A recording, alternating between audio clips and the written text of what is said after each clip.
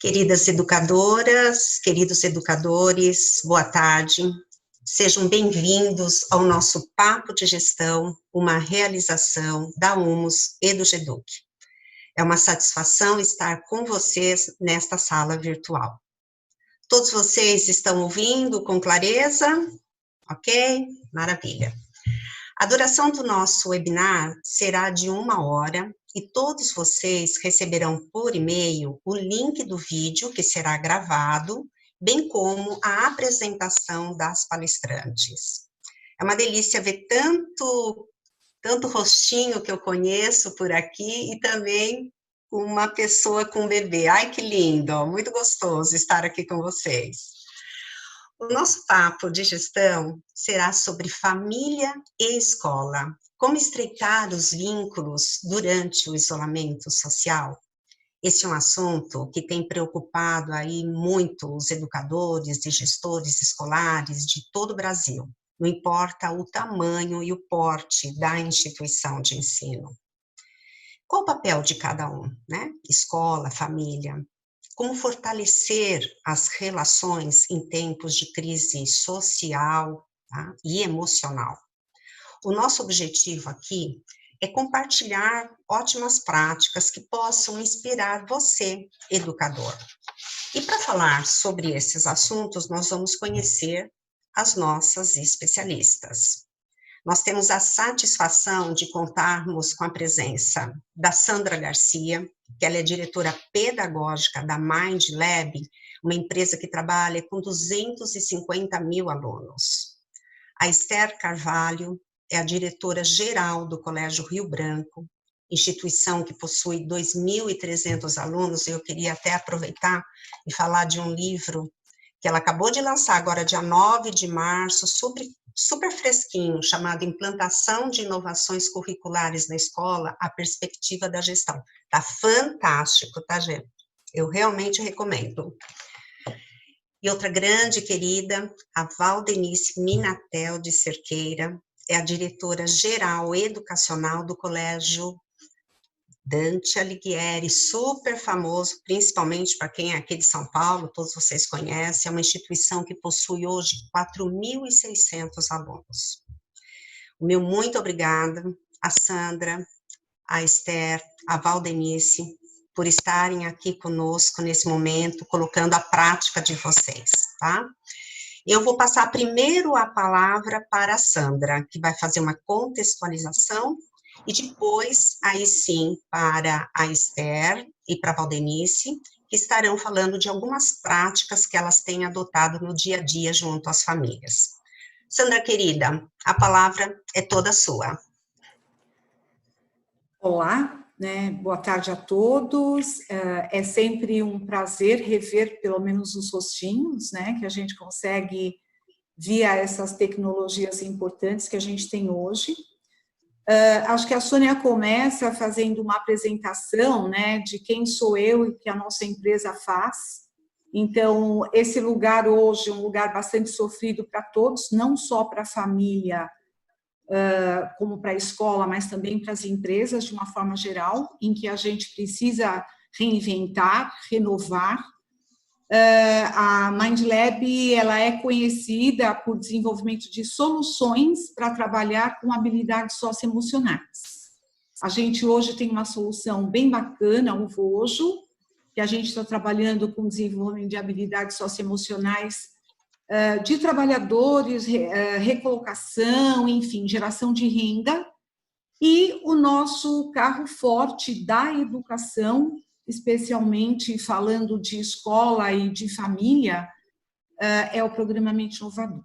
Então, é um tema muito sofrido para todos nós neste momento, e eu espero, nessa contextualização, trazer um pouco o que é que cada um de nós pode contribuir, pode fazer nesses tempos de mudanças tão velozes. Eu preparei para vocês, né, algumas telas para que isso nos ajudasse, né, nessa nossa reflexão, e para que isso sirva, na verdade, como um apoio, Sônia, para pensar nesse momento tão dolorido, né, que a gente vive falando de futuro, né? Eu acho que hoje a gente começa pensando com tantas incertezas. Para quem me conhece, eu sou extremamente apaixonada pelo que eu faço, pela educação e pelas pessoas. Não podia começar uma conversa como essa sem trazer uma música do Toquinho, que é Aquarela, e eu gosto muito porque ele fala, uma das frases muito fortes, de que futuro a gente fala, né? E nessa música, eu não vou acessar os links, mas quando a gente disponibilizar essa apresentação, ela vai completa com tudo aquilo que a gente imaginou colocar para nós neste momento gostoso, né? Nesse bate-papo. O futuro chega sem pedir licença, muda a nossa vida e depois nos convida a rir ou chorar. Eu acho que é bem isso que a gente está vivendo hoje, né? Isso impactou, é uma catástrofe, é uma pandemia, é um tempo de mudança muito veloz, muito drásticas, profundas, e isso faz com que a gente perca o controle das coisas, né? A gente não sabe o que vai acontecer daqui a 5, 10, 15 minutos. É uma reflexão muito importante e isso está muito dentro do nosso core, né, do que nossa empresa trabalha. Como é que eu lido com essas emoções e com essas habilidades? A gente achava, né, que nós estávamos preparados para isso e, na verdade, a gente vê que nós não estamos. Todos estão profundamente afetados. Eu gosto muito dessa palavra porque afetado vem de afeto. E afeto vem de amor, vem de ação, traz medo, insegurança e traz também um momento forte de interação.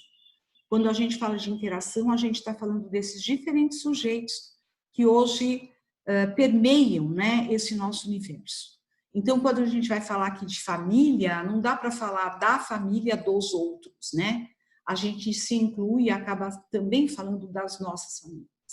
Quando a gente fala de educação, a gente está falando da educação de uma forma mais genérica, né? Então, eu usei uma palavra, eu sei que essa palavra causa até calafrios, né? Quando a gente fala em pandemia. E eu arrisquei a usar um termo pandemia de emoções, né? Um vírus invisível que está aí no nosso planeta, no mundo, que a gente não consegue ter o controle, e um vírus também invisível corroendo os nossos corações, as nossas emoções, e a gente não tem um remédio ainda, né? O que eu pretendo hoje, nesse bate-papo, é trazer uma mensagem positiva e otimista. Enquanto a gente ainda não tem o remédio para o coronavírus, tem um coquetel de remédios diferentes, a gente buscar dentro de nós mesmos esse remédio. E buscar dentro de nós esse remédio é a gente falar um pouquinho sobre as nossas emoções, né? E falar sobre emoções, um primeiro movimento é a gente aceitar. Eu acho que a gente precisa aceitar que o mundo mudou. Não dá mais para a gente falar do mundo que a gente viveu. É um outro tempo, é um tempo de quebra de paradigmas. E a gente precisa entender esse movimento de educação num âmbito mais completo. Eu estou fazendo, no meu doutorado, uma disciplina que discute políticas públicas, né? E é muito a gente falar de educação nesse tempo que a gente não sabe exatamente como vai ser. A gente tem algumas ideias, né? Mas essa educação que inclui todos esses sujeitos. Ela inclui a instituição, ela institui os órgãos públicos, as escolas, as lideranças, a família. Então, é um conceito muito mais amplo. E, muitas vezes, esses papéis, eles são desconhecidos. Eu acho que a gente está num momento de uma imersão, né, conosco mesmo e com esses diferentes papéis, é um momento rico de valorização e um momento para a gente conhecer um pouquinho, não só os direitos, né? Porque a gente vê um movimento muito grande de querer saber quais são os meus direitos. E falar de educação pressupõe falar de direitos e deveres, respeito, compreensão e qual é o papel de cada um e quais são esses espaços. Se a gente pensa em dividir, né, em 2 blocos, uma coisa que não é divisível, é porque a gente está falando do mesmo sujeito. A escola, se a gente procura na Constituição, a escola é um instrumento da educação. E se você procura a família, ela também é esse instrumento de educação. Se a gente vai um pouco mais a fundo, onde essas relações educativas ou onde essa educação acontece, são nesses espaços. A gente sabe que a família é o primeiro espaço social dessa criança. E a escola, óbvio, complementa isso. E aí, quando a gente vai para um papel mais específico de cada uma dessas instituições, a gente vai se deparar com o ensino, que muitas vezes ele é confundido como a educação. E quando a gente fala de ensino, a gente vai falar de instrumentalização dessa criança, de conteúdos, uma série de coisas que é inerente a essa função social da escola. Formação desse cidadão, gosto muito dessa palavra, né? Eu sempre costumo trazer na minha fala uma experiência rica que a gente teve na Finlândia, onde lá, quando a criança nasce, a família, a escola e todas as autoridades se reúnem porque nasceu um cidadão. Não é o meu filho, é alguém que vai trabalhar com essa cidadania. Então, eu sinto que hoje a gente está nesse momento, né, de revisão de papéis, e a família, nesse momento, ela passa a ocupar uma função que ela não estava acostumada, que ela não sabia, que isso também ela era capaz de fazer, e a gente, claro, que tem que apoiar. E eu acho que esse é o papel de todas as instituições que tratam desses diferentes sujeitos. Eu sempre acreditei numa escola em que os pais, a gente tivesse reunião com pais e não reunião de pais, né? Esse movimento. E eu sinto que essa é uma grande oportunidade desses sujeitos se encontrarem. Por quê? Porque eu nunca vi uma família tão junto. O papel da família muitas vezes foi estar perto, mas não junto. E o estar junto, vamos pensar em algo bacana, né? Com esse sentimento de otimismo que a gente precisa ter. Estar junto é você conhecer as fragilidades, as potencialidades. Muitas vezes a família delegou isso para a escola, achando que porque coloca uma criança numa educação integral, ela é capaz de dar conta de tudo. Então, essa divisão de responsabilidades do cotidiano, cuidar desses ambientes do convívio familiar, ter regras, ter limites, brincar, jogar, conhecer um pouco mais a emoção dos seus filhos. A gente trabalha muito com instrumentos lúdicos e a gente tem tentado dar esse apoio que nos permite, né, a gente se conhecer um pouco mais uns aos outros. É um momento em que a gente tem que ter essa consciência que esses espaços é uma rede de afetos. São dois universos que, se a gente vai tentar dividir e achar diferenças, a gente vai encontrar seguramente, mas eles tratam do mesmo sujeito. Então, é um momento da gente colocar essas habilidades tão importantes que a gente cuida, que a gente desenvolve, do autoconhecimento. Quem sou eu? O que eu espero para mim? O que eu quero para o meu filho? Quem é o meu filho? A empatia, como é que eu me coloco no lugar do outro? Hoje a gente vê uma família se colocando no lugar dos professores, entendendo o quanto e o quão esses professores trabalham, os líderes, né? E aí, assim, a gente começa a pensar que precisamos, sim, pensar de como está sendo a nossa comunicação. E quando eu falo de comunicação, não é só a comunicação verbal, mas é a comunicação gestual, é a comunicação corporal, e é um tempo da gente ter essa consciência que nós precisamos ser humildes. Nós não sabemos todas as coisas. A humildade de aprender com o aluno, aprender com o filho, aprender com o professor, enfim, é um aprendizado coletivo. Então, é um tempo de reinventar. E para reinventar, eu preciso novamente trabalhar com as minhas habilidades. Me abrir para o novo, buscar novas formas de pensar, mudar a minha prática familiar, mudar a minha prática escolar, a família ter essa consciência da importância da sua presença na vida do filho e pensar em como é que eu me comunico. Eu tenho que olhar mais para o outro, me colocar no lugar do outro, viver mais junto. E isso nos remete a estabelecer alguns compromissos. pessoais. Por isso que eu disse que o remédio, ele está dentro de nós mesmos, né? Ter esperança, eu acho que é a esperança que a vida continua e que a vida é uma reconstrução constante. Pensar que essas relações de ensinar e aprender, elas precisam se estreitar para que a gente possa enfrentar essa vida. Fortalecer esses vínculos, escola, família, só um parêntese, né? Esses dias eu tenho 2 netas lindas, maravilhosas, e elas estão nesse movimento que as escolas todas estão, e ela me disse assim, vovó, você nem sabe o que está acontecendo de bom na minha escola. Tem um grupo de mães.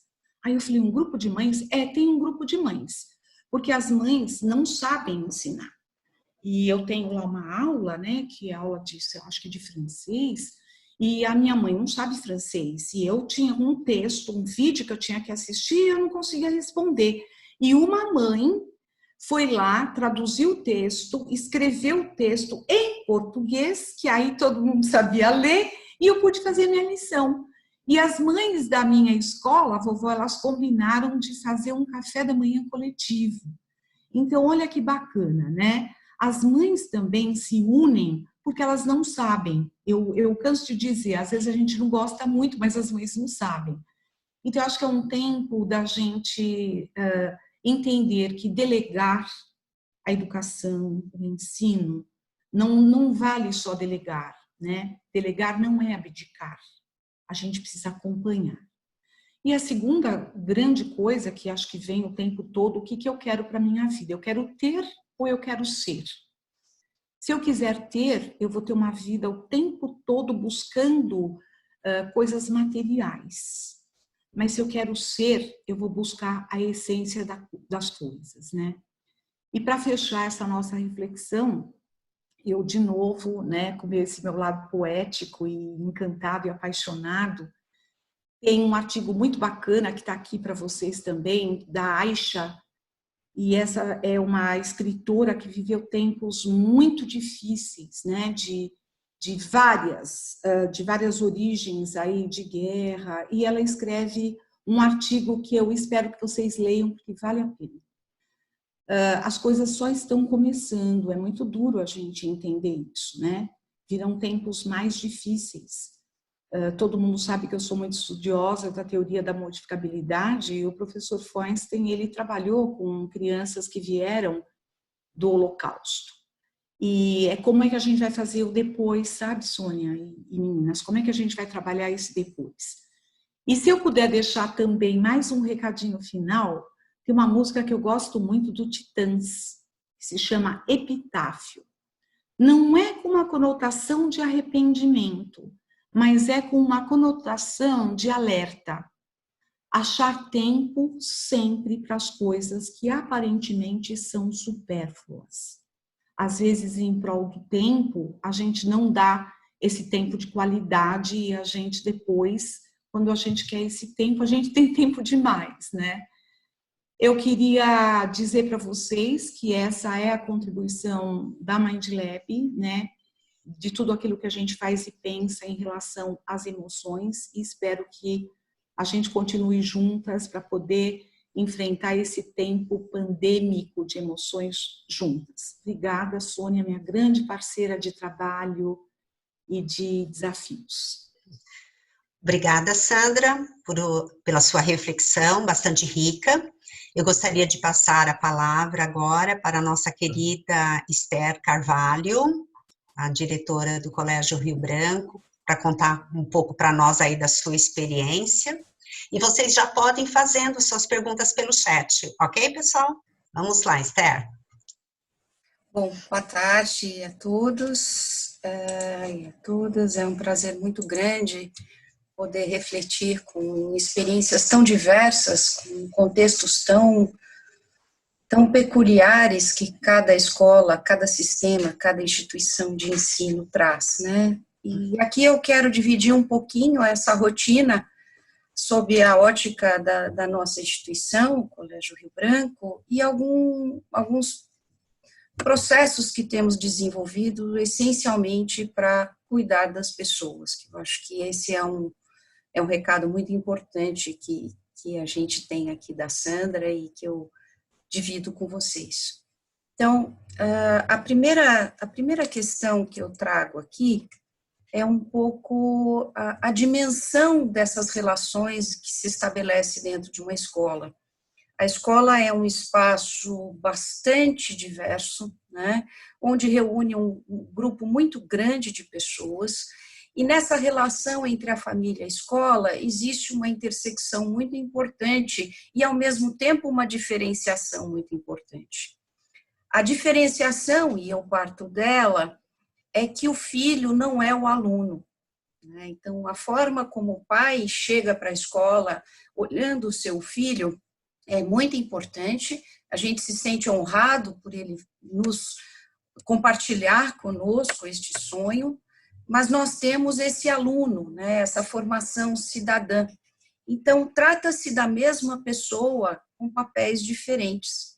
Então, essa diferença que a gente procura se aprofundar com a família o tempo todo, isso já há bastante tempo no presencial, esse olhar complementar dos nossos papéis, nos ajudou muito a pensar esse momento em que vocês imaginem, pelo número de alunos e de famílias, quantos círculos concêntricos nós temos e como essas relações estão estabelecidas no momento em que todo mundo está vivendo um contexto bastante atípico.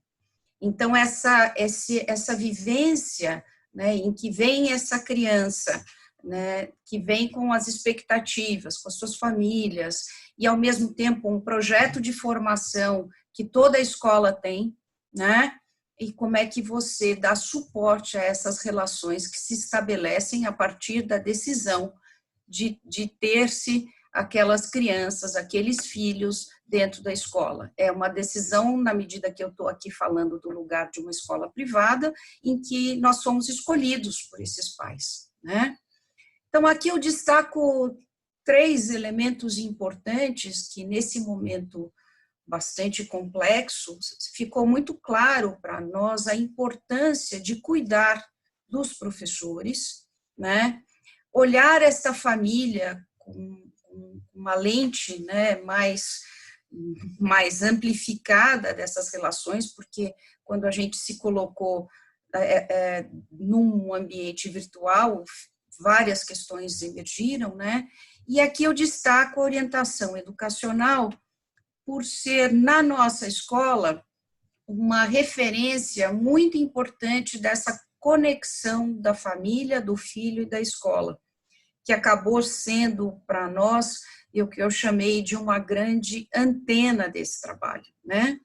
Porque vocês imaginem que, se a gente está falando de gente formando gente formando gente numa pandemia de emoções, né? Como é que a gente lida, em última instância, para fazer aquilo que nos compete, que é cuidar e educar as crianças e jovens num contexto que a gente não escolheu, não foi preparado para fazer, e a gente tem que dar conta disso, né? A gente estava comentando que em 200 anos a escola se vê em alguns dias mobilizada para uma outra proposta, para um outro contexto, e tudo isso que implica que eu não preciso dividir aqui com as pessoas que estão nos acompanhando, porque estamos vivendo, nas nossas especificidades, movimentos bastante intensos, né?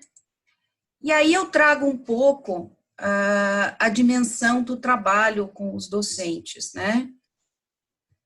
Entendo que quando tivemos que fazer essa transposição, e ela não é uma transposição natural, a gente tem uma equipe de professores bastante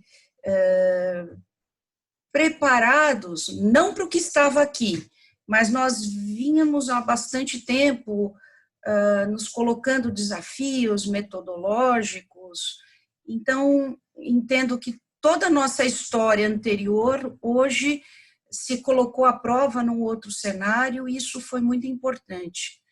Mas entendo que o mais importante, principalmente no que se refere à tomada de decisões, e vocês sabem que são decisões tomadas, não são a cada minuto, mas são decisões tomadas muito rapidamente e com cenários que se alteram. Por exemplo, a gente não sabe qual vai ser a política aqui do Estado de São Paulo até depois de 8 ou 10 de maio, como é que você restabelece um calendário letivo, o que você faz. E aos poucos nós fomos refinando e aprendendo nesse processo a importância, principalmente em se tratando de equipes internas, de falar muito menos o quê, mas sim de compartilhar o porquê, né? E o porquê das decisões. Sabendo que não há decisão que a gente possa tomar que possa agradar. Então, vocês sabem disso, né? Que a gente vai ter aí, qualquer passo que possamos dar nesse contexto, virá um grupo muito feliz e virá um grupo desesperado, estressado, em cima, enfim. Mas quando você deixa claro quais foram os critérios, o que embasou aquele processo e aquela decisão, você cria dentro da equipe de professores, equipe técnicas, todo o grupo, né, que está ali nessa comunidade, inclusive pais, você cria um sentido, né, e você tende a ter um maior engajamento. Uma outra preocupação foi também cuidar de alguns detalhes. Por exemplo, até nós temos grupos de compartilhamento de práticas, trocamos muitos, alguns inclusive que vieram do próprio trabalho com a Humus, e aí surgiu, né, numa dessas conversas, eu me lembro bem, a Sônia trazendo, puxa, uma sala de café, e aí nós desenhamos esse espaço da sala do intervalo, né, em que as pessoas podem entrar, podem refletir, falar nada, sem nenhuma obrigação, né, apenas saber que há essa condição. Tivemos e temos, né, gente, muitos desafios e oportunidades, mas algo que foi bastante norteador para o nosso trabalho e tem sido é a constatação de que o ano letivo tal conhecemos não existe em 2020. Então, a ideia de momentos tão delimitados, férias de julho, a gente tem que esquecer, a gente tem que reestruturar. E, a partir desta constatação, você trabalhar com essa projeção de como você pretende concluir esse ano. Então, algo que nós já fizemos e há algum tempo foi muito importante, tanto para a equipe técnica, e os professores e a família, foi já há algum tempo definir o calendário letivo inteiro, presencial ou virtual. Então, são coisas que foram sendo construídas e aprendidas ao longo desse processo. As pessoas precisam se manter em equilíbrio e engajadas, e um grande desafio da escola foi manter o equilíbrio, mesmo lidando com pessoas em alguns momentos desequilibradas. A questão da metodologia, algo que ficou muito claro, e acho que todos aqui compartilham, é que questões complexas no presencial apenas tenderam a se ampliar no virtual. Então, problemas já existentes ficaram mais claros para nós.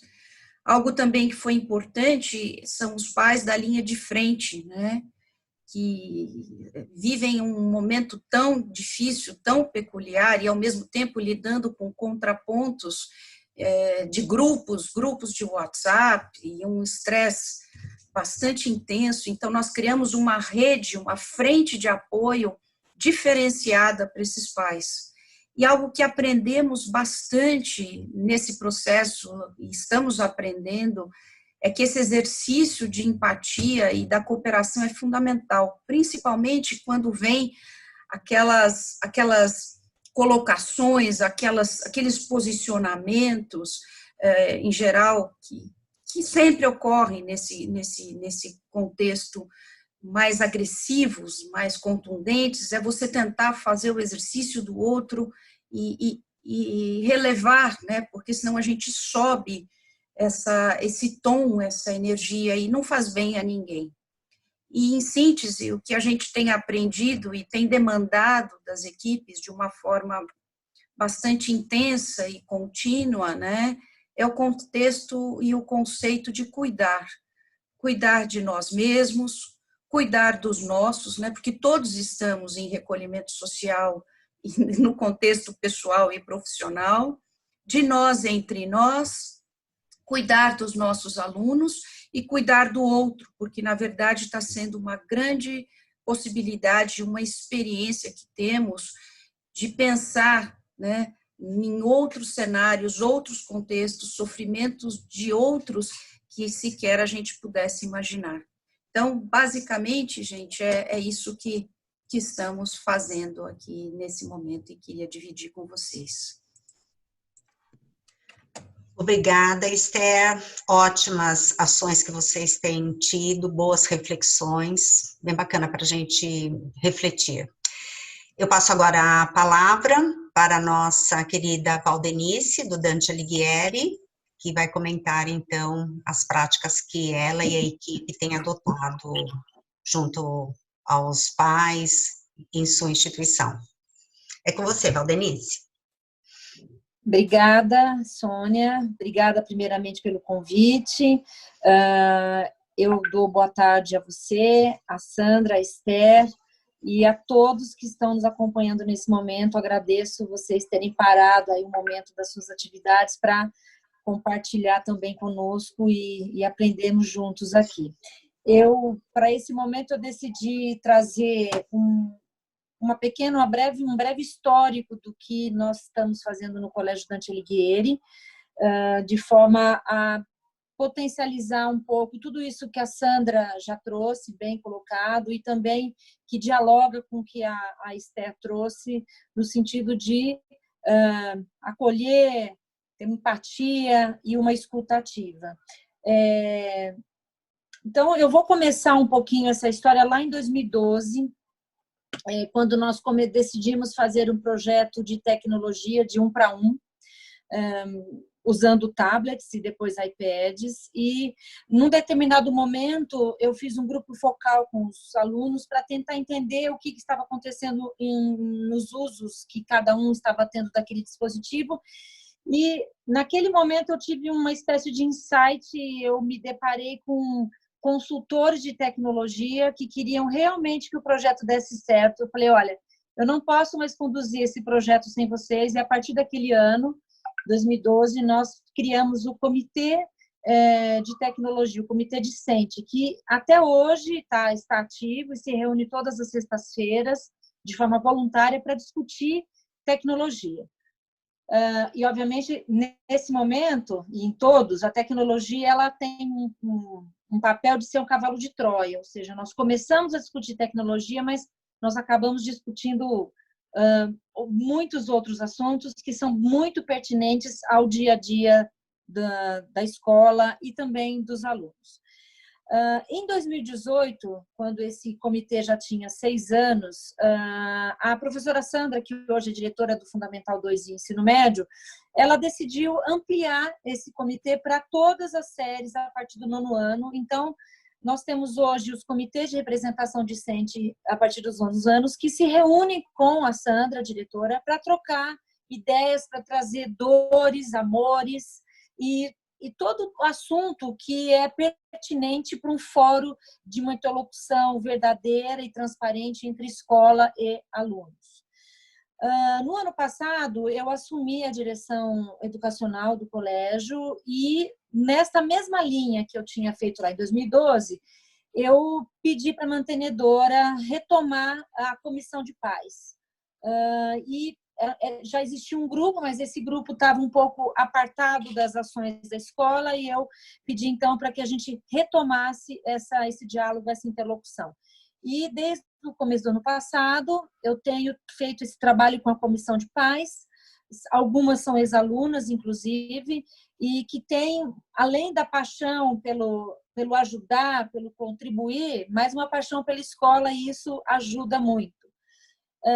Então, nós fizemos um ano de muitas discussões, colocamos metas no nosso trabalho, com reuniões periódicas, quinzenais, para que a gente pudesse aproximar a escola da família, não só porque nós, como equipe, acreditamos que essa aproximação ela é muito importante, especialmente focando na aprendizagem do nosso aluno, mas principalmente porque a LDB ela traz isso como uma normativa, né? Como é importante que a escola estabeleça esse link com a comunidade. Bom, tudo isso, né, foi uma ponte para que agora, em 2020, nesse cenário, como bem disse a Esther, um cenário que destruiu todas as nossas concepções, que nos colocou de forma abrupta num contexto para o qual, por mais que nós tenhamos um preparo para trabalhar com tecnologia, ou que lá em 2009, quando tivemos a gripe suína, tivemos um afastamento, nada se compara ao que nós estamos vivendo. É inédito e, portanto, não tem receitas muito prontas. Eu acho que tem muito do que nós estamos fazendo agora, partilhando, explorando alguns conceitos. E, para mim, esse 2020, o fato de nós termos esse comitê de alunos, essa comissão de mães e pais, de prontidão para atuar junto à escola, para construir as ações, porque realmente são as ações que a gente vem tomando, elas têm uma velocidade muito maior do que no presencial. Acho que é um pouco a característica do digital, inclusive. Então, eu quero dizer que o colégio pôde usufruir de algo que construiu lá antes de 2020, mas que se beneficia sobremaneira dessa interlocução com os alunos e com os pais. Não é fácil, porque há que se colocar os limites da escola, há que se colocar a competência técnica que permeia a escola, e essas são as bases do diálogo, sempre com muito respeito e transparência. E para terminar, porque eu acho que é importante também a gente ouvir as perguntas, estou bastante curiosa, todo esse trabalho dessa escuta ativa, que a gente tenta cascatear, inclusive, para os professores, quer dizer, ouvi-los, ouvir a coordenação, ouvir os professores, para que a gente possa fazer a construção coletiva das ações. Então, assim, a escola é um espaço do coletivo, fundamentalmente, é do coletivo enquanto docência e é do coletivo enquanto os alunos, os discentes. O nosso foco em todas essas situações de escuta ativa, porque a gente tem que ter um critério, porque senão cabe tudo também, aí pode ser um tiro no pé. É a aprendizagem dos alunos, esse é o nosso foco, e a prática docente. Então, esse é o nosso propósito, que nos identifica como escola, esse é o sentido da nossa existência. Então, todas as decisões e todas as interlocuções estão pautadas nesses dois pilares que se juntam com a ética. E, obviamente, o socioemocional, que nesse momento no meu entendimento, o fio que está conduzindo tudo, né? A gente começa a perder muitas vezes um pouco da racionalidade em muitas discussões, e não é porque a gente está escolhendo fazer isso, é porque nós estamos num momento absolutamente de exceção, nós nunca ficamos confinados. E, para terminar, me preocupa muito como vai ser a volta, porque, embora a gente queira muito fazer essa volta, todo mundo está saudoso do seu aluno, está saudoso da escola, mas a retomada, sair desse confinamento, não deve ser também uma coisa tão simples, e a escola também vai usufruir desses grupos já formados para tentar, juntamente com eles, dar um formato que possa acolher essa volta, que vai ser carregada de muita emoção, de explosões de emoção, né?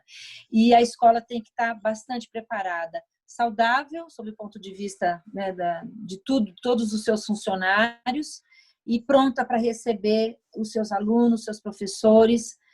Tomara que a gente já possa se abraçar, não sei se vai ser possível quando a gente voltar, mas a gente vai precisar pensar muito nessa volta, porque se está sendo difícil agora, com certeza, dado a nossa inexperiência, né, a gente deve ter questões ainda a ser bastante sensíveis nessa volta. E aí, eu desejo que todos nós tenhamos, primeiro, saúde, paciência e um ouvido muito acolhedor. É isso, muito obrigada. Obrigada, Valdenice. Nós temos aqui algumas questões, tá? Questões bem bacanas. A primeira é da Renata Aparecida Rocha Rodrigues. Primeiro, ela está parabenizando pela iniciativa desse encontro, está gostando bastante, e ela gostaria que vocês comentassem um pouquinho a respeito de como que tem sido as avaliações com vocês, como que os pais, né, também têm reagido, não sei se vocês já estão aplicando avaliações nesse momento. E eu também gostaria de sugerir para a Renata, daqui a pouquinho eu passo a palavra para a Valdenice e para a Esther, que nós já fizemos um papo de gestão específico sobre avaliação, tá? E você pode consultar lá no nosso canal do YouTube da Humus, que foi com o Sasaki, da GIC, e a Camila, foi bem bacana, e lá tem algumas dicas específicas de avaliação. E a Thalita, coloca aí no chat, por favor, o link, para que o pessoal, então, possa acessar depois. Mas, então, agora eu gostaria de ouvir, né, a opinião de vocês com relação, então, a avaliações. Vocês já estão aplicando e como que tem sido isso junto aos pais? Bom, sim, né, estamos aplicando, e quando a gente fala essa ideia de que o ano letivo não é mais aquele que a gente conhece, foi muito importante defini-lo, né, e defini-lo a partir de algumas questões. Por exemplo, desmembramos férias em cima de enquete que fizemos com pais de educação infantil a respeito do seu contexto pessoal e profissional. E quando olhamos esse ano letivo inteiro e fizemos um redesenho, a gente entendeu que sim, o processo avaliativo, embora desde o início, quando a gente subiu online, a gente não sabia direito como seria, mas a gente de imediato sinalizou que tudo aquilo que a gente estivesse fazendo enquanto avaliação formativa seria considerado. A gente tem na estrutura avaliativa trabalhos cotidianos, então, num primeiro momento, a gente fez dessa forma. Depois, nós fomos olhar os calendários de avaliações, algumas haviam sido feitas e outras não, e essas últimas 2 semanas, a gente entendeu que era necessário finalizá-las. Então, nós mudamos a divisão do ano letivo, nós entendemos como ciclo 1, esse período todo, até meados de maio, inserimos as férias escolares de 30 dias, pretendemos retornar no meio de junho, já com outro ciclo 2, 3 e 4. Nós temos 4 ciclos, são de tamanhos diferentes, mas essa é uma outra história. E então, nesse sentido, a gente chegou àquele momento em que a gente pensou, eu preciso criar elementos tangíveis de avaliação, até porque a gente não sabe quanto tempo vai. É muito provável que a gente volte de férias e esteja online. A gente não sabe. Então, vamos trabalhar isso. E fizemos. Então, nós estamos agora no auge da aplicação das avaliações e criamos, junto com as avaliações, estruturas virtuais de apoio. Por exemplo, eu estou fazendo uma prova virtual e eu tenho um link para um apoio com orientador, com professor, de qualquer outra natureza. Então, nós estamos no auge desse processo. Tá, falar um pouquinho da nossa experiência no Dante. Nós estamos, nesse momento, trabalhando com as avaliações formativas, e é muito o que a gente tem visto, é assim, a dificuldade desse descolamento, né? Porque a gente tem a questão que a avaliação é a nota, então temos feito um trabalho aí, inclusive eu estava numa reunião agora com mães para falar um pouco disso, fazer uma formação aí das mães, no sentido de que, nesse momento, o que importa é a aprendizagem. A nota, ela ganha ela tem um outro espaço, porque no dia a dia da escola, que é pautada em nota, que é, enfim, tem toda a sua estrutura muito adensada nessa questão da nota, quando nós estamos no presencial, agora no virtual a gente precisa ter uma outra lógica. E o que nós estamos fazendo são as avaliações formativas a partir das entregas de tarefas que os alunos fazem via plataforma, a partir de questionários que os alunos fazem apresentando para o professor o que ele ainda não sabe, para que a gente possa entrar aí com os professores de apoio e trabalhar nessa questão para que ele suba esses degraus da aprendizagem. Isso que a gente quer. A ideia é que quando nós voltarmos para o presencial, aí sim a gente vai fazer uma prova um pouco mais no formato que a gente conhecia antes de nós entrarmos na pandemia. Nós temos também avaliações não escritas, que são, nesse momento, bastante úteis para poder conduzir esse cenário de avaliações. Mas, nesse momento, nós estamos empenhados em converter tudo isso em aprendizagem, qualificar essa aprendizagem e deixar a questão das notas para depois. A gente tem essa possibilidade porque nós temos 2 períodos só. O nosso período ele é de um semestre agora e depois do outro período. Então, isso também deu um lastro para que a gente pudesse fazer com mais tranquilidade esses processos avaliativos. Eu queria dar uma pequena contribuição, embora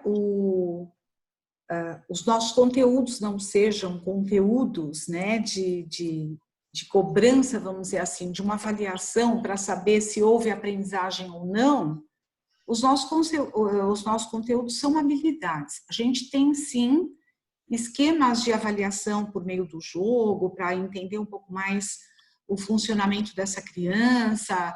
E aquilo que eu falei no começo, a gente tem aproximadamente, acho que uns 15 mil professores que usam essa metodologia. E a gente sente essa preocupação por parte deles, agora com esse tempo eu gostei muito do que a Esther usou, ela não usa o isolamento social, mas é esse recuo, recolhimento, né?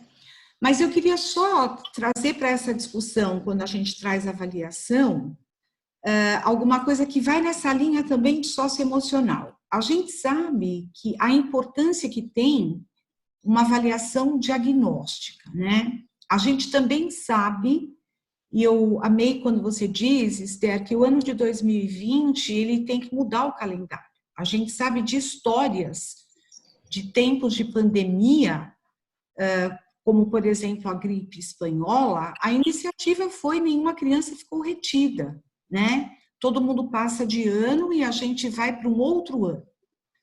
Eu acredito que isso é bem provável de acontecer no Brasil. Mas o que eu queria trazer gostei muito do que vocês trouxeram, né? A avaliação como uma forma de aprendizagem. O que essa criança aprendeu e o que ela não aprendeu. E eu acho que a gente também vai ter uma mudança na prática, que é repensar o ano de 2021, como é que a gente integra essas crianças nesse quesito aprendizagem, não no quesito conhecimento, para que a gente possa partir desse momento para um futuro. Acho que não vai dar, de verdade, quando eu olho, eu vejo que essas questões estão muito fortes, né, no sentido de que essas crianças, como é que a gente vai repetir de ano, né? Eu acho que quando a gente fala disso, então, falando da educação pública, é muito mais comprometedor. Mas eu gostei dessa temática da avaliação, Renata, bom te ver aqui, né, uma querida, e que a gente possa repensar essas questões da avaliação, porque é um outro tema polêmico que a gente vai enfrentar na hora que acabar tudo isso. Uhum. Nós temos aqui também, obrigada Sandra, obrigada Valdenice, Esther pelas respostas. A Juliana Montenegro, ela fez uma pergunta, como vocês estão verificando junto ao aluno e família se o conteúdo está sendo realmente fixado? Vocês já falaram que a preocupação tem sido pela aprendizagem, não a avaliação em si. Vamos comentar então rapidamente a respeito desse conteúdo. Está tendo essa preocupação do conteúdo fixado? Esther, você pode começar? Isso, okay. Posso. A gente está utilizando, né, essa avaliação formativa como referência para caminhar com as crianças, né? O que eu acho que gera um pouco de inquietude é porque a gente tem uma diversidade grande de crianças, né? Então você tem as crianças com as suas especificidades. O Rio Branco tem uma experiência muito grande, a gente tem alunos surdos em sala de aula, né, com intérpretes, enfim. Então, a gente tem feito um exercício bastante intenso de trabalhar essa fixação, mas a gente também não tem nenhuma dificuldade de dizer que quando a gente retornar, a gente vai buscar identificar algumas coisas e que possam estar faltando.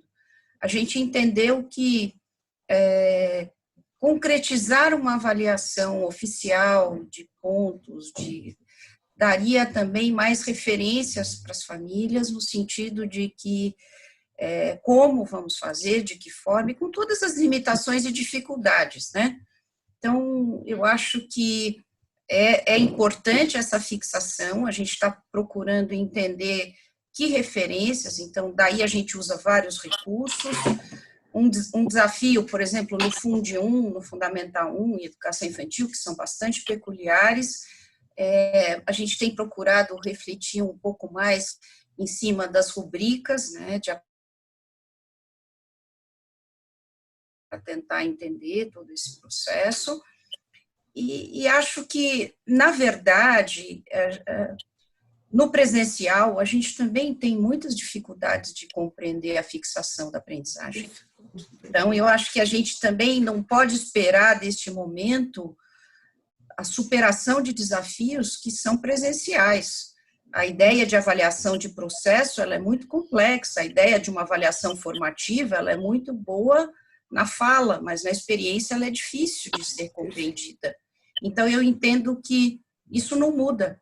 A gente só está tendo uma oportunidade de utilizar, talvez, melhores recursos. A gente tem um parceiro, o Educo, que está nos ajudando a refinar esse processo avaliativo, e a gente não está acostumado a colher dados de aprendizagem. E o ambiente virtual, nesse aspecto, ele dá muito mais recursos do que o presencial.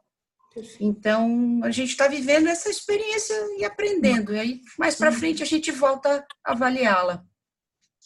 Exato, eu acho que a fixação do conteúdo e outros grandes temas, a própria avaliação, ela não é um tema novo, que agora a gente tem que começar do zero. Eu acho que a gente traz algumas experiências do presencial que precisam ser ressignificadas nesse ambiente digital. Eu acho que a tecnologia, ela faz um provisionamento bem interessante de possibilidades para o aluno e mostrando o que ele já sabe, o que ele ainda não sabe. Eu acho que isso é muito importante. A gente tem feito isso, solicitando que os alunos entreguem, então, tarefas, façam questionários para calibrar, inclusive, a atuação do professor. Agora, eu devo dizer que o olhar do professor é sempre o olhar do professor. Na presença, no digital, eu acredito muito nisso. É ele que faz a diferença para tudo isso continuar dando certo com ou sem tecnologia. Então, eu acredito firmemente que a gente pode colocar N instrumentos, mas é insubstituível e é absolutamente maravilhoso a condição que o professor tem de poder estabelecer com a sua perspicácia, com o seu amor mesmo, e entrar onde nenhum objeto tecnológico vai entrar. Falar, olha, tem algo aqui que não está. E quando você liga a câmera, esse garoto não está bem hoje, essa menina está um pouco triste. E aí, o conteúdo não é nem terceiro plano, foi lá para frente. Porque eu acho que a gente tem que ter agora, antes do conteúdo, amor. Porque é isso que vai nos garantir nessa condição absolutamente adversa que nós temos. Então, acho que por isso que a gente decidiu tirar o pé do acelerador. Assim, vamos focar em coisas que façam a gente poder passar por tudo isso sem muita pressão. E, então, esse é o que eu entendo desse cenário. Só para fechar a fala das duas, eu acho que a Valerice, você foi muito feliz. Eu acho que a gente precisa, nesse momento, também cuidar de quem cuida. E quem cuida é esse professor que teve que reaprender uma série de coisas. Ele teve que dar uma virada de nem sei quantos graus para poder se adaptar a esse novo tempo. Ele também com família, ele também com todas as dores da escola. E ele, com esse cuidado que ele tem com essas crianças, ele se desdobrar para poder dar conta de tudo isso, né? E o que eu penso sobre avaliação, alguém escreveu aqui que eu gosto muito dessa avaliação diagnóstica, que foi um pouco o que vocês duas trouxeram, né? Vamos fortalecer as emoções nesse momento, vamos se preocupar com a externa trouxe uma coisa bem bacana que eu gosto, que é assim, hoje é um momento mais do porquê, ao invés do o quê. É dar um pouco mais de significado para as coisas que estão acontecendo, porque uma criança fortalecida emocionalmente, sem essas inseguranças, uma família um pouco mais harmônica, estruturada, brincando um pouco mais, eu acho que isso a gente vai ganhar lá na frente, né?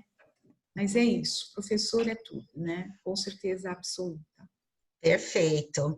Temos uma pergunta agora da Inara Tedim. Quais são as metodologias que vocês têm utilizado no planejamento das aulas para gerar maior engajamento e efetividade, tanto assim com relação à aprendizagem, como também junto aos pais? Eu gostaria de ouvir, então, a Esther e a Valdenice, e também a experiência da Sandra Garcia, que tem feito um trabalho legal aí junto às famílias, né, que chama Mind Lab em Família.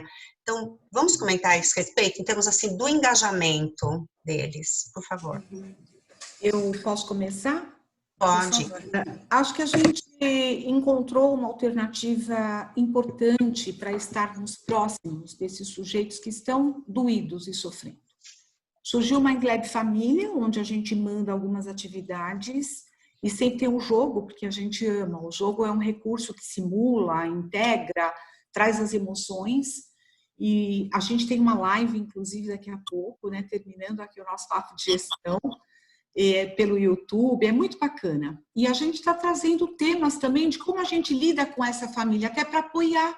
Porque tem família que, na verdade, ela está um pouco perdida, ela não sabe nem o que ela vai fazer. Então, a gente traz o lúdico para integrar, para trabalhar com esse momento. Para os professores, a gente também tenta, nesse momento, trazer para eles algumas coisas que tranquilizem um pouco mais o coração, de também trazer um pouco esse conceito muito mais que vai para o campo da emoção. A gente trabalha muito com mediação, um dos pilares da nossa metodologia é o professor. Eu sou apaixonada, é minha bandeira, né? A Sônia sabe, mediação da aprendizagem é o professor, então a gente está muito perto. E agora a gente vai fazer um curso para as lideranças, né? Inclusive estão todos convidados aqui para a gente trazer um pouco também como é que cuida desse lado emocional das lideranças. Eu vejo aqui a Esther, e hoje a gente teve a oportunidade de bater um papinho antes, Esther e Valdenice, e eu queria aproveitar esse momento para dar os parabéns para vocês duas, porque a liderança ela é muito solitária, a gente tem que tomar às vezes decisões duras, e a gente sabe que o quão sofrido é isso, e cuidar das emoções, eu acho que o recado é esse, para a gente sair mais forte e cuidar do vírusinho invisível lá para não ter a pandemia das emoções. Eu acho que essa é uma coisa bem bacana que a gente pode deixar como recado aqui como Mind Lab. Acho que são muitos detalhes, né, que ouvindo vocês a cada momento vem algumas questões. Acho que a ideia de você continuar cuidando, ela está muito forte. Então, vamos dar um exemplo. Nós produzimos alguns materiais de suporte para o trabalho, em especial para a educação infantil, no sentido de trazer o fundamento do trabalho para nós de nós que somos especialistas e explicando para a família o quanto ela não está fazendo o nosso trabalho, mas ela está fazendo conosco. Porque essa sutileza ela é importante, né? Existe um repertório pedagógico importante. Ao mesmo tempo, a gente teve muita clareza de que mesmo no período de férias, a gente não poderia deixar as crianças sozinhas em casa, que eu digo, elas estão todas com os pais. Mas nós criamos um site de atividades chamado, depois a gente compartilha, gg.gg/culturando, para os pais da educação infantil, e a gente está pensando muito no que nós vamos propor para as crianças e jovens nesse mês de férias, porque a gente teve muita clareza do quanto a escola foi um elemento e tem sido um elemento de estruturação da saúde mental das famílias, nem que seja para elas virem com tudo em cima da gente, né? Porque, então, esse ponto de conexão, ele não vai se encerrar dentro desse trabalho. Então, a gente tem a metodologia do trabalho do dia a dia. Aqui tem bastante coisa a ser detalhada, a gente está com tempo bastante escasso. Tem também alguns trabalhos que já fazem parte do core da escola, que é o trabalho de monitoria, plantão dos alunos, a mentoria escolar. A mentoria escolar é um trabalho que está sendo feito das orientações com seus alunos, no sentido de entender as suas necessidades. Enfim, eu acho que, embora vamos entrar em férias agora, a gente está com a cabeça a mil, pensando como a gente vai manter o vínculo com a escola, sabendo que uma boa equipe está indo embora, né? E como é que a gente vai viabilizar a escola como ponto de referência para essas famílias nesse tempo. Bom, eu acho que o engajamento, ele passa efetivamente pelas ações humanas, que, como eu já disse, eu acho que são a base de tudo isso que nós estamos vivendo. Então, lá atrás, quando nós começamos as aulas síncronas, isso automaticamente já por si só gerou um engajamento, porque os alunos e os professores estavam saudosos, né, dessa relação que é tão maravilhosa.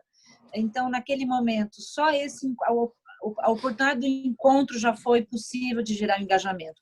A partir daí, cada professor, junto com seus coordenadores, puderam criar atividades que dessem um significado para aquilo tudo que estava acontecendo do âmbito do pedagógico. E eu acho que a Esther trouxe uma questão importante, é o apoio das orientadoras para que cada aluno se sentisse acolhido e cada família também. A gente fez reuniões virtuais com as famílias para acolher mesmo, porque a gente sentiu que as famílias estavam perdidas e isso, de alguma forma, afetaria todo o desempenho acadêmico do aluno. E, portanto, nós precisaríamos também acolher nesse âmbito da família, quer seja questões financeiras, questões emocionais da própria família. Então, trabalhamos de uma forma holística com todos os sujeitos que estavam integrando aquele nosso cenário pedagógico no digital. E isso fez com que as famílias se aproximassem muito da gente e nos tornamos ainda mais parceiros para que a gente, inclusive, mitigasse um pouco esse estresse que habitualmente tem nessa relação, né? Que muitas vezes é de amor e ódio. Então, isso tem ajudado muito, porque a gente precisa também engajar as famílias, não é só os alunos, a gente precisa fazer um engajamento, porque nós estamos entrando lá na casa deles, né? Assim como os alunos entram na casa dos professores, então a gente tem que quase uma comunidade. Então, foi esse mais ou menos o caminho que a gente optou. Perfeito. Gente, eu amei, viu? Nossa, aqui, reflexão, vocês são demais, vocês três. Nossa, eu espero que todas essas práticas, essas reflexões propiciam aí muitas inspirações a todos esses educadores que estão aqui conosco. Nós já precisamos encerrar, porque estamos dentro do nosso tempo. Eu gostaria de agradecer imensamente a participação da Esther, da Valdenice, da Sandra. Vocês são demais. Muito obrigada por esse precioso tempo. Agradecer a todos vocês, educadores e gestores escolares que estiveram aqui conosco. Lembrando que todos vocês vão receber um e-mail com o link do vídeo que nós gravamos, que vocês podem repassar, tá? E também o PPT das palestrantes, e também uma pesquisa bem breve que eu gostaria que vocês respondessem para que a gente possa saber a opinião de vocês. Eu convido vocês, então, para o nosso próximo Papo de Gestão, que será no dia 7 de maio, tá, às 16 horas, com o tema Gestão da Qualidade e Aprendizagem Remota na Educação Superior frente à Covid-19. E, mais uma vez, muito obrigada. E quem tiver interessado, olha aí que bacana, já entrar aí na live da Mind Lab, que também será sobre família, uma super coincidência de horário, tá? Um ótimo descanso para todos vocês, tá? Um grande beijo. Rossi, tô te vendo aí, que saudades de você, viu? Eduardo, Maria Célia, Larissa, gente, quanta gente querida, Márcia, puxa, quanta gente.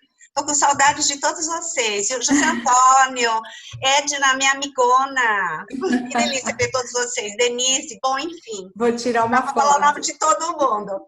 Um grande beijo para todos vocês, tá? Beijo, gente. Bom descanso, bom feriado. Tá, Tchau, obrigada. tchau. Tchau, gente. Obrigada, Tchau. gente. Muito obrigada. Até mais. Tamara.